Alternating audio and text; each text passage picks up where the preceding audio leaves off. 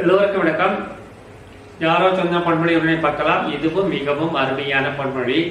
Ships are safe in harbor, but they are not built for that purpose.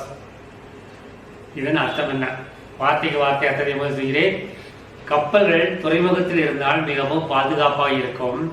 அப்படி பாதுகாப்பாக இருப்பதற்காக கட்டப்பட்டவை அல்ல கப்பல்கள். மிகவும் அருமையாக இருக்கிறது. இதன் அர்த்தம் என்ன? நாம் எந்த வேலையும் செய்யாமல் ஓரிடத்தில் இருந்து கொண்டால் நாம் மிகவும் பாதுகாப்பாக இருப்போம். நமக்கு எந்தவித கெட்ட பெயரும் வராது, எந்த தப்பும் நடக்காது, எந்த தவறும் நடக்காது, தப்பும் நடக்காது, கெட்ட பெயரும் வராது. எப்பொழுது நாம் எந்த வேலையும் செய்யாமல் சோம்பேறியாக இருந்தால். ஆனால் மனிதன் அதற்காக படைக்கப்பட்டவன் அல்ல.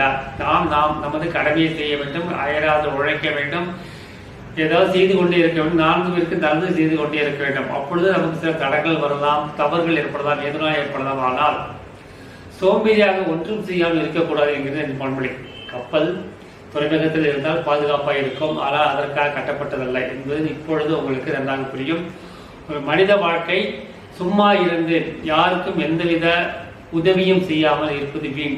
அவன் 4 இடத்துக்கு போக வேண்டும், 4 பேர் சந்திக்க வேண்டும், 4 பேருக்கு உதவி செய்ய வேண்டும், 4 பேர் அன்பன் பழக வேண்டும், தனது கடமையை தவறாது செய்ய வேண்டும். இதுதான் மனித வாழ்க்கை.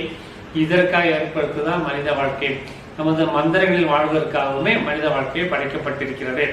நமது மந்திரங்கள் தான் என்ன? அன்பே சிவம், அன்றாட வாழ்வோம், கடமையை செய்வோம், எத்தொழில் வாழ்வோம், எல்லோருக்கும் உதவி செய்வோம், எல்லாம் சுகமயம். நன்றி, வணக்கம்.